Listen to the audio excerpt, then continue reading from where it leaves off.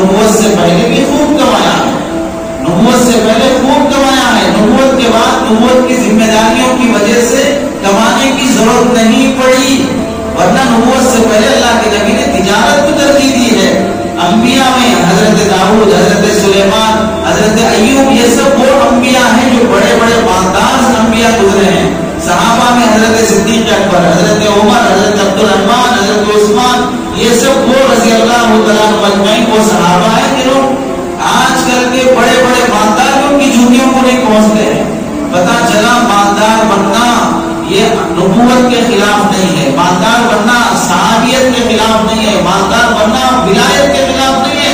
بڑے بڑے اولیاء مالدار گزرے ہیں، سیدنا عبد القادر جیلانی کتنے بڑے ولی ہیں اور کتنے بڑے مالدار ہیں، کروڑوں کا ٹرنوور روزانہ کا ان کا ہوتا تھا، لیکن اپنی جگہ بہت بڑے ولی ہیں۔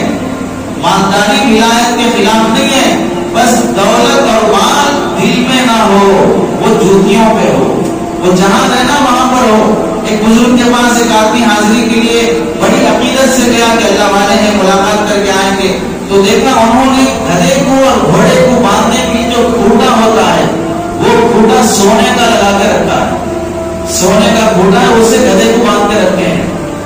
انہیں تعجب سے اس نے پوچھا کہ آپ سونا استعمال کر رہے ہیں، آپ گدھے کو باندھنے کے لیے سونا یہاں پر کاٹ کے رکھے ہیں؟ تو بزرگ کہنے لگے تمہیں دکھائی نہیں دے رہا، وہ سونا زمین میں گڑا ہے، دل میں نہیں گڑا ہے، وہ سونا زمین میں گڑا ہے، دل میں نہیں گڑا ہے، وہ دل میں گڑا ہوا زمین میں گڑا ہوا سونا برا نہیں ہے، دل میں گڑا ہوا سونا برا ہے۔ اپنے دل سے دنیا نکالو پہلے، اس کے بعد میرے زمین میں گڑے ہوئے سونے پہ اعتراض کرو۔ آج دنیا ہم سب کے دل میں بسی ہوئی ہے، اس واسطے جھگڑے چل رہے ہیں، بھائی بھائی کے جھگڑے، میاں بیوی کے جھگڑے، خاندانی جھگڑے، پراپرٹی کے جھگڑے، یہ سب کس واسطے ہے؟ یہ سب اسی دنیا کے جھگڑوں کی وجہ سے ہے۔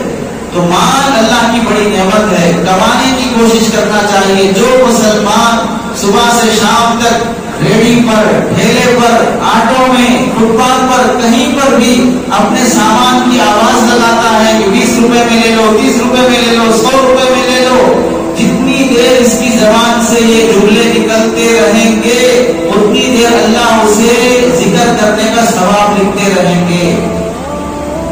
مسجد میں بیٹھ کے سبحان اللہ کہنے پر جو تمہیں ثواب ہوگا، بازار میں کھڑے ہو کر حلال کمائی، حقوق ادا کرنے کی نیت سے خون پسینہ بہانے پر بھی وہی ثواب تمہیں ملے گا، کیونکہ یہاں بھی اللہ کا حکم، وہاں بھی اللہ کا حکم پورا کرنا مقصد ہے۔ اللہ کا حکم کبھی بھی خالی ذکر کرنے کا نہیں، اللہ کا حکم جہاں ذکر کا وہاں ذکر، جہاں کمانے کا وہاں کمانا، یہ اللہ کا حکم ہے۔ بہت سے نوجوان اپنے سسرال پہ بوجھ بنے بیٹھے ہیں، ماں باپ پہ بوجھ بنے بیٹھے ہیں، بیچاری ماں گھروں میں کام کر کے کما رہی ہے، باپ بڑھاپے میں بھی پنچر ڈال کر وہ دوسرے کام کر کے کما رہے ہیں اور بیٹے مزے سے باپ کا پیسہ اڑا رہے ہیں۔ ایسے جوانوں پر افسوس ہے، لعنت ایسی جوانی پر ڈوب مرنا چاہیے جہاں پر کسی کا بوجھ بن کے آدمی جی رہا ہو۔ اللہ کے نبی علیہ السلام ہرگز یہ چیزیں پسند نہیں فرماتے ہیں جہاں پر دوسروں کو تکلیف دی جائے۔